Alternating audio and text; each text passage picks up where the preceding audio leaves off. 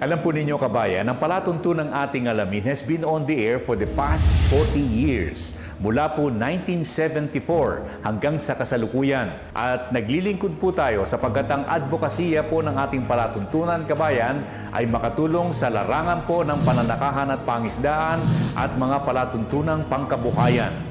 At yan po, kabayan, ay ating pong adhikain, simulain sa simulat sa pool sapagkat ang tunay na hangarin ng ating palatuntunang ating alamin ay makatulong po tayo sa full development ng Philippine agriculture fisheries po dito sa ating bansa.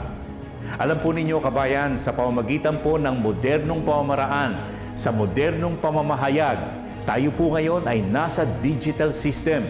Now, we are more interactive, dynamic, kabayan, personalized ang ating palatuntunang ating alamin. Kaya subaybayan po ninyo. Marami pa kaming ihatid sa inyo sa pamamagitan po ng Facebook. Makukuha po ninyo ang mga mumunting kaalaman na mapapalawak po natin sa pamamagitan naman ng YouTube. Kung ano pong hinihiling po ninyong mga feature, featurette at mga talakayan, makukuha po ninyo sa YouTube ang kanyang kabuuan. Kaya, kabayan, ang palatuntunang ating alamin ay para po sa inyo upang makapaglingkod sa sambayanang Pilipino.